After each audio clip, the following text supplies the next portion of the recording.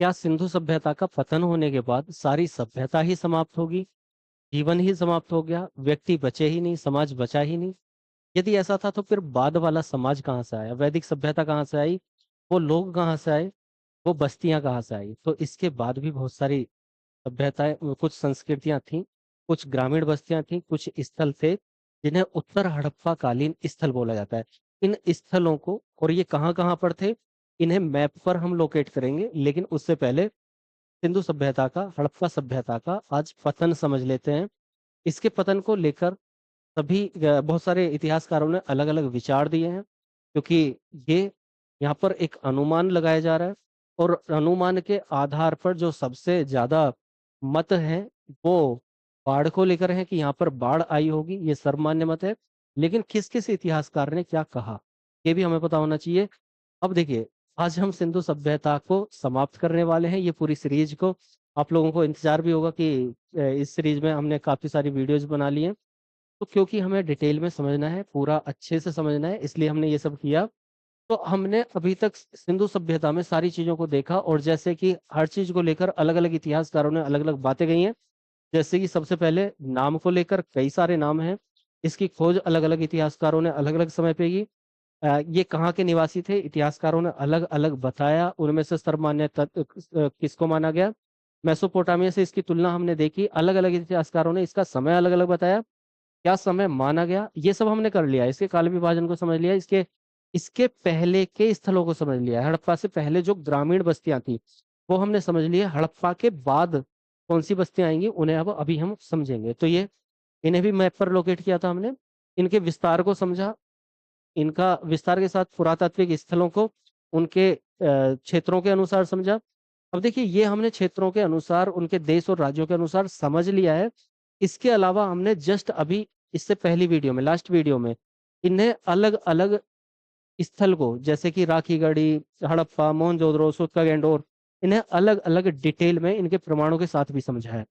योजना, यहाँ पर नगर विभाजन, उनके अपवाद, मकान, उनके अपवाद, समाज, कृषि, पशुपालन, कौशल, लिपि, ये सारी चीजें, मृद भांड, राजनीति, उनका धार्मिक जीवन, ये सारी चीजें हमने समझ ली हैं। इसके अलावा उनका आर्थिक जीवन, व्यापार विनिमय, आयात निर्यात, इन सबको हमने मैप पर समझ लिया है।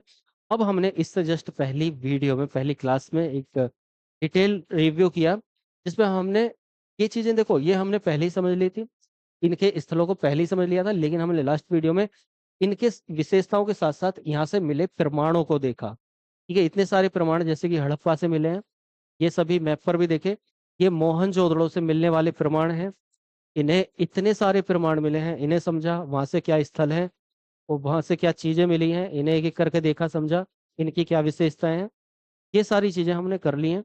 जैसे लोथल है, लोथल से इतनी सारी चीजें मिली हैं, इतने सारे प्रमाण मिले हैं उसके विशेषता के बारे में।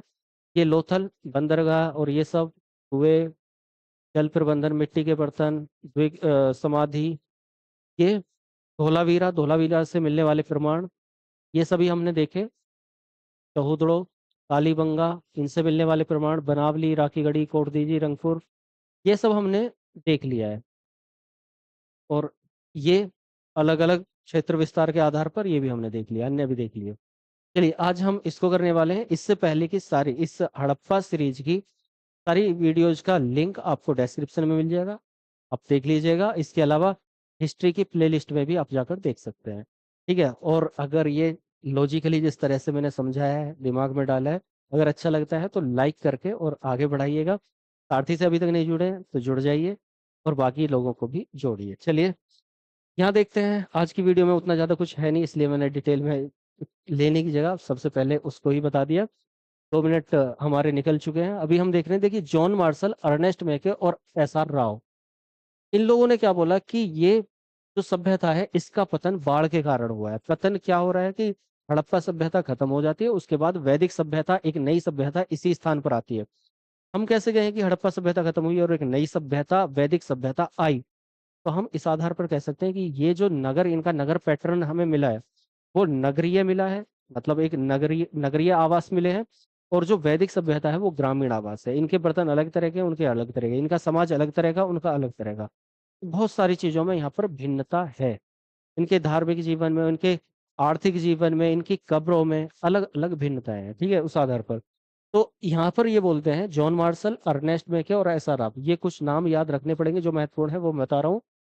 ये बोलते हैं कि ये बाढ़ के कारण नष्ट हुई थी और ये सर्वमान्य तथ्य है।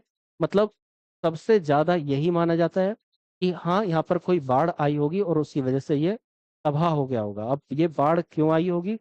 तो देखो, अभी भी बाढ़ अगर आती है तो वहां से बाढ़ अपने साथ मिट्टी लाती है। जैसे हम केदारनाथ प्रलय देख सकते हैं, पूरा सब कुछ तबाह कर दिया। अगर अभी भी टिहरी बांध या कोई बांध टूट जाए तो वहां पर सब कुछ तबाह होता चला जाएगा।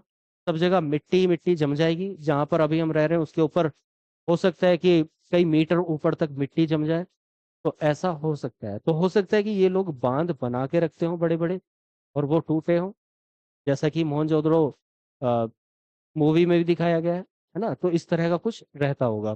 तो ये कुल मिलाकर बाढ़ के कारण नष्ट हुई।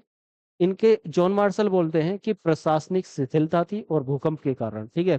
प्रशासनिक शिथिलता मतलब इनका प्रशासन जो था, नगर प्रशासन, वो शिथिल पड़ गया था। वो काम करना विलासी हो गए थे या आलसी हो गए थे। उस वजह से ये लोग काम नहीं कर पा रहे थे, जिससे समाज आपस में ही बर्बाद होते चला गया, ठीक है। तो एक उसको याद रखना है कि जॉन मार्शल ये भी बोल रहे हैं बाढ़ के कारण, और ये भी बोल रहे हैं भूकंप आया होगा या प्रशासनिक शिथिलता भी रही होगी, ठीक है। तो ये ध्यान रखना है। मार्टिन व्हीलर और गार्डन चाइल्ड क्या बोल रहे हैं कि विदेशी और आर्यों के आक्रमण। ये सारे फैक्ट भी कुछ जरूरी होते हैं, ध्यान रखना है, लेकिन ये सर्वमान्य तथ्य है। तो मार्टिमर व्हीलन और गार्डन चाइल्ड क्या बोल रहे हैं कि विदेशी लोग आए थे या फिर आर्य आए थे। आर्य वही जो वैदिक सभ्यता वाले लोग हैं, और उन्होंने इनके ऊपर आक्रमण किया और यह खत्म कर दिए, और अपनी सभ्यता रहने लगी। बाकी जो बचे उन्हें अपना गुलाम के तरीके से रख लिया। तो ये ऐसा बोल रहे हैं। अमलानंद घोष और आर एल स्टाइन क्या बोलते हैं जलवायु परिवर्तन, कि जलवायु परिवर्तन हुई। जैसा कि पहले माना भी जाता है कि पुराने समय में हिमयुग और फिर उष्ण युग आते हैं, तो वैसे ही जलवायु परिवर्तित होती है, और उसके कारण ये उस जलवायु को सहन नहीं कर पाते, वहन नहीं कर पाते, उसको झेल नहीं पाते, तो उसके कारण ये सभ्यता समाप्त हो जाती है। लेकिन इनके तर्कों का खंडन होता है, अलग अलग तरीके से किया गया है। जैसे कि ये, अगर जलवायु परिवर्तित हो रही है तो एक साथ इतनी बड़ी सभ्यता कैसे खत्म हो सकती है, ठीक है। तो वो सब कहे गए हैं। माधव स्वरूप वस्त क्या कहते हैं, नदियों ने मार्ग परिवर्तन कर लिया। अभी भी नदियां मार्ग परिवर्तित करती हैं। जो हिमालय से आने वाली नदियां हैं उनमें जल बहाव के कारण वो इधर उधर चली जाती हैं। जैसे ही बारिश ज्यादा होगी तो वो अपने मार्ग को बदल लेती है। जैसे कोसी नदी बिहार का सोख के ही जाती है, ठीक वैसी दामोदर नदी बंगाल का सोख। तो वो क्योंकि अपना मार्ग बदल लेती हैं, तो उस समय भी मार्ग बदला होगा, जिसकी वजह से बाढ़ आई होगी या फिर ऐसी कंडीशन रही होगी जिसकी वजह से अकाल भी पड़ा होगा। और उन अकाल, बाढ़ और इन सारी कंडीशन से लोग मर गए होंगे, त्राही तराही होगी होगी और ये सभ्यता नष्ट होगी होगी। तो ऐसा ये लोग बोल रहे हैं, अलग अलग रूप में, अलग अलग रूप में ऐसा बोला जा रहा है। साहिनी क्या कहते हैं कि भूतात्विक परिवर्तन और जल प्लावन आया, कि जल में जल इतना ज्यादा हो गया कि उसमें सब डूबता चला गया, तो ऐसा बोल रहे हैं। एयर सर्विस बोल रहे हैं कि संसाधनों की। अब देखो यहाँ तक जो है ये बहुत ज्यादा इंपॉर्टेंट है, मैं फिर से बता रहा हूँ, यहाँ तक बहुत ज्यादा इंपॉर्टेंट है, इन्हें ध्यान रखना ही रखना है। बाकी को भी थोड़ा सा ध्यान रखने की कोशिश कीजिए। कहानी भूतात्विक परिवर्तन और जल प्लावन। एयर सर्विस बोल रहे हैं कि संसाधनों की कमी हो गई थी, वनों का कटाव हुआ था, इसे भी थोड़ा सा ध्यान रखना है, और पारिस्थितिकी असंतुलन हो गया था। ये तर्क थोड़ा सा माना जाता है कि अच्छा है, कि जो संसाधन थे उनकी कमी होगी। संसाधन मतलब वही, जैसे जमीन से पानी निकलता है, तत्व निकलते हैं, तो वो कम हो गए थे। लेकिन अभी अगर हम देखा जाए, इसका खंडन किया जाता है कि यदि वो तत्व उस समय कम हो गए थे तो अभी तक कैसे बरकरार है, अभी तक संसाधन कैसे चल रहे हैं, है ना। तो यहाँ पर ये इसको छोड़ दिया जाता है। वनों का इस तरह से कटाव हुआ बसाने के लिए, बस्तियां बनाने के लिए, कि वन ही वन कटते चले गए, जिससे पारिस्थितिकी असंतुलन हो गया, और हमारा जो एक फूड चेन है और ये सब नहीं बन पाया, ठीक है, जिसकी वजह से ये हो गया। लेकिन इस तरह का भी खंडन किया जाता है कि अगर ऐसा हुआ होगा तो वन तो अभी भी काटे जा रहे हैं, अभी तो ऐसा नहीं हो रहा है। तो वो, हालांकि इन्होंने ऐसा कहा है, बस इस बात को ध्यान रखना है। तो डीडी कौशाम्बी ये बोल रहे हैं कि मोहनजोदड़ो के लोगों की आग लगाकर सामूहिक रूप से हत्या कर दी गई या कर ली गई। क्यों? क्योंकि मोहनजोदड़ो में, मैंने लास्ट क्लास में बताया था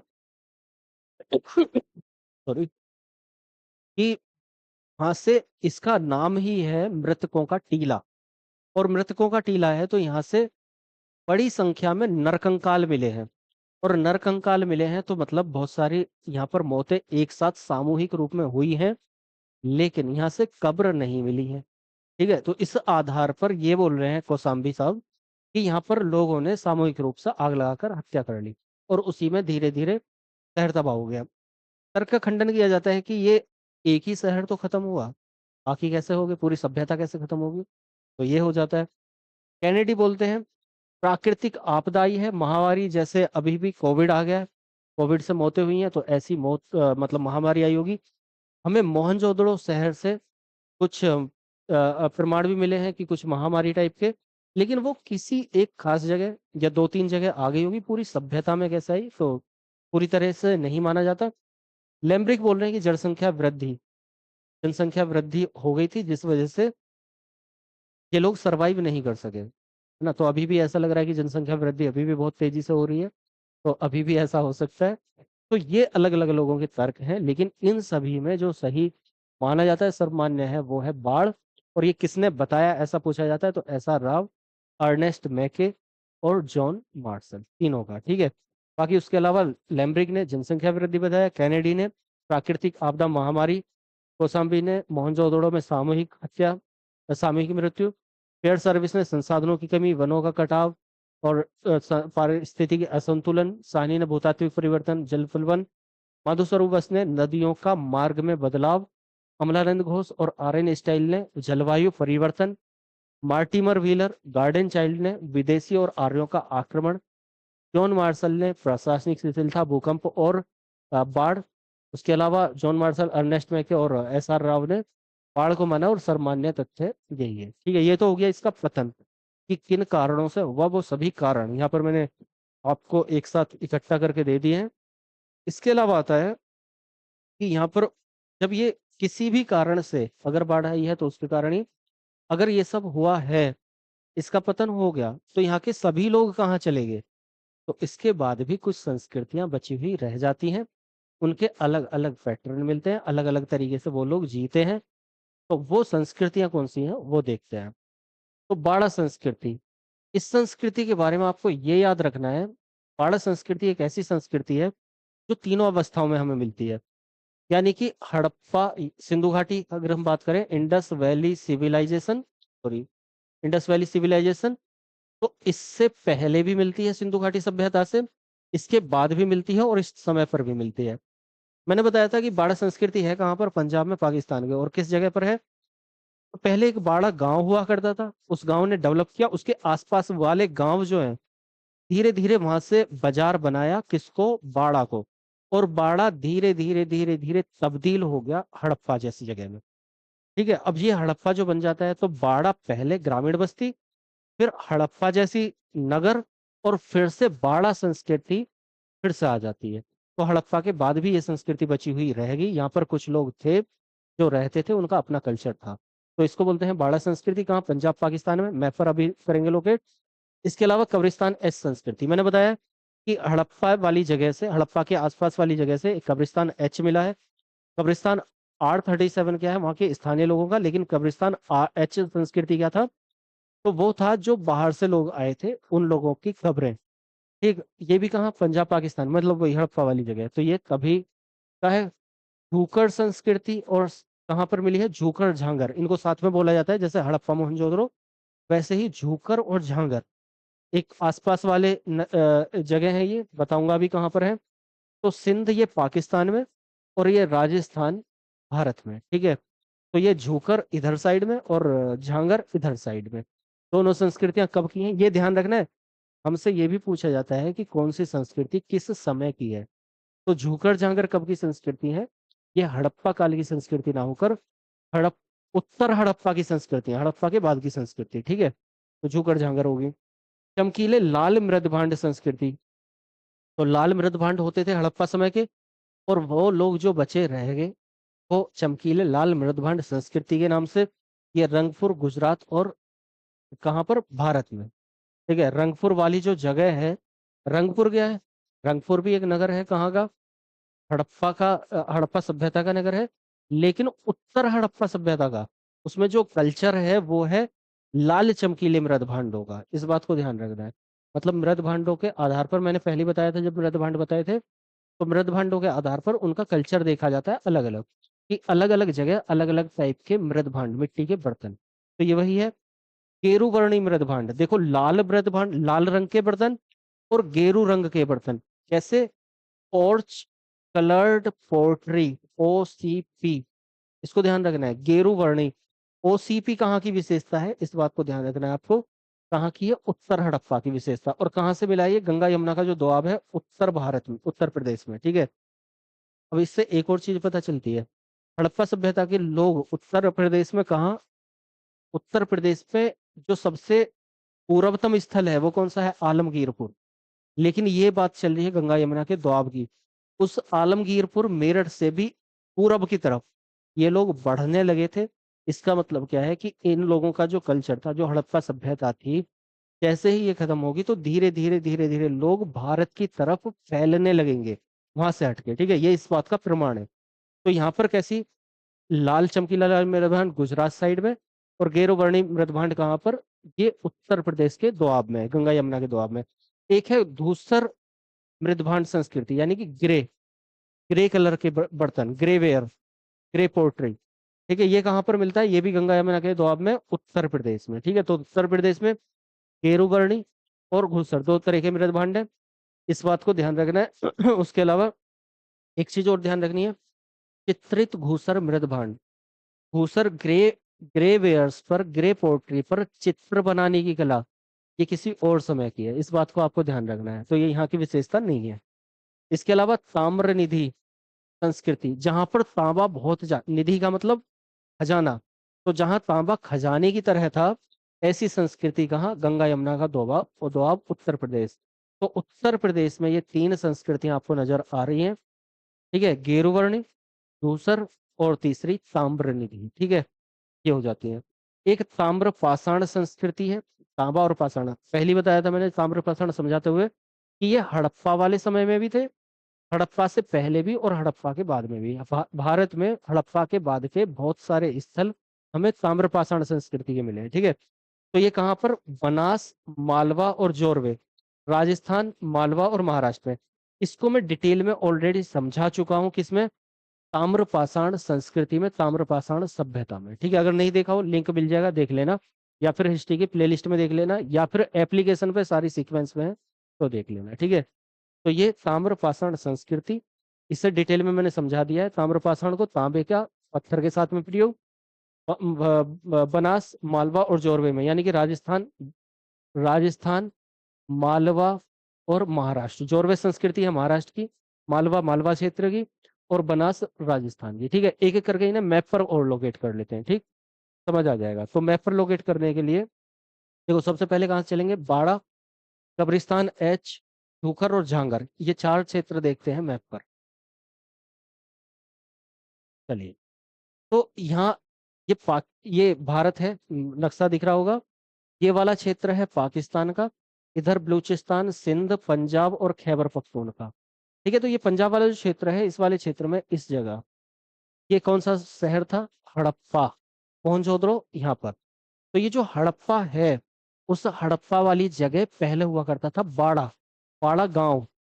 फिर उसके बाद, मतलब इसी के आसपास वाला क्षेत्र, आसपास की बात है। फिर उसके बाद धीरे धीरे आसपास से वो बढ़ते बढ़ते नगर बना, कौन सा? हड़प्पा। फिर दोबारा जब हड़प्पा खत्म हो जाता है, प्रलय आ जाती है, सब कुछ हो जाता है, जैसे कोविड के बाद वापस गाँव को लौट गए, तो फिर से कुछ लोग बच जाते हैं, कुछ लोग बच जाते हैं, और वो जो संस्कृति रह जाती है उसे भी बोला जाता है बाड़ा। तो वो कहाँ पर है? इस जगह। दूसरा आता है कौन सा? झूकर झांगर। तो ये वाली यही पंजाब में बोला गया झूकर को भी। तो ये वाली जगह झूकर, ये, और ये राजस्थान में झांगर। ठीक है, झूकर और झांगर एक बार मैं दिखा देता हूँ। झूकर और झांगर, तो पाड़ा, झूकर झांगर, कब्रिस्तान, एच भी। तो देखो, सॉरी, झुकर और झांगर, कब्रिस्तान एच छूट गया है, इसको भी मैं दिखा देता हूँ। देखो, एक बार दोबारा देख लेते हैं। ये बलूचिस्तान, सिंध, पंजाब और खैबर पख्तूनख्वा। तो यहाँ तो हो जाता है कौन सा? बाड़ा। उसके बाद यहीं पर हो जाता है कब्रिस्तान, एच। ठीक। उसके बाद आता है झूकर, सॉरी यहाँ पर सिंध में ये झूकर, और इधर राजस्थान में झांगर, झूकर झांगर, ठीक है। उसके बाद आ जाता है यहाँ गंगा यमुना के दोआब में। तो ये सभ्यता कैसे थी, ये सभ्यता थी इस तरह से, ये पश्चिमतम पूर्वतम बिंदु, ये उत्तरतम बिंदु, ये दक्षिणतम बिंदु दाइमाबाद, और यहाँ पर सुतका गैंडोर, ये इसका पश्चिमतम बिंदु, ये सभ्यता थी फैली हुई। लेकिन अब क्या है, ये हड़प्पा के बाद के जो जगह है वो इधर यहाँ तक आ रही हैं, ठीक है। और यहाँ तक आ रही हैं तो वो तीन जगह हैं, एक गेरू वर्णी मृदभांड, एक घूसर मृदभांड, और एक ताम्र निधि। ये तीनों आपने देखे, ये गेरुवर्णी, घूसर और ताम्र निधि। एक बार इन्हें देख लेते हैं। गेरुवर्णी, सॉरी, गेरुवर्णी, घूसर और ताम्र निधि, ये तीन हो जाते हैं। एक यहाँ पर, कहाँ पर, गुजरात में आता है, कौन सा, गुजरात के रंगपुर में, गुजरात के रंगपुर में है चमकीले लाल मृदभांड। तो अंतर याद रखना है। तो चमकीले लाल मृदभांड कहाँ पर है, गुजरात के रंगपुर में, ठीक है। तो अब इन्हें एक बार सभी को देख लेते हैं। उसके अलावा ताम्र पाषाण वाली सभ्यता डिटेल में मैंने समझाई हुई है, एक बार उसे भी दिखा देता हूँ। तो कौन कौन से, एक बार माइंड में आप लोग छाप लें कैसे कैसे है ये। पाड़ा संस्कृति, कब्रिस्तान एच संस्कृति, झूकर झांगड़ संस्कृति, आसपास वाले हैं झूकर झांगड़, ठीक है। उसके बाद में आ जाते हैं हम यहाँ पर गेरुवर्णी मृदभांड, घूसर मृदभांड, उसके अलावा ताम्र निधि। यहाँ पर आते हैं तो लाल चित्र, सॉरी लाल मृदभांड, लाल चमकीले मृदभांड संस्कृति। यहाँ पर था जोरवे संस्कृति महाराष्ट्र में, ठीक है। यहाँ था बनास संस्कृति राजस्थान में, और यहाँ मालवा के क्षेत्र में ये था मालवा संस्कृति। तो ये संस्कृतियां हमारी कौन सी हैं, ये संस्कृतियां हैं हमारी उत्तर हड़प्पा कालीन संस्कृतियां। एक बार आप लोग देख लीजिए, इसको आप लोगों को ध्यान रखना है। तो आज हमने पतन को देख लिया है, और उसके बाद किस किसने क्या क्या कहा, और उसके बाद हमने यहाँ पर इन संस्कृतियों को देख लिया जो हड़प्पा के भी बाद में मिली। तो हमारी हड़प्पा सभ्यता समाप्त, हड़प्पा सभ्यता की सीरीज समाप्त, छुटकारा मिल गया होगा आप लोगों को। अब हम करेंगे वैदिक सभ्यता। वैदिक सभ्यता जितना आज कुछ ज्यादा नहीं था, आज को केवल फैक्ट्स को हमने कवर किया है ज्यादा। अब से पहले लॉजिकली बहुत सारी चीजें समझ ली हैं, क्योंकि इसलिए ये जल्दी से कवर कर लिया। चलिए मिलते हैं वैदिक सभ्यता के साथ में, और चीजें लॉजिकल अच्छी लग रही हैं और समझना है तो इसे लाइक करके आगे बढ़ा दीजिए, और सब लोग जुड़ जाइए और बाकी को भी जोड़िए। बस इसी के साथ धन्यवाद, जय हिंद।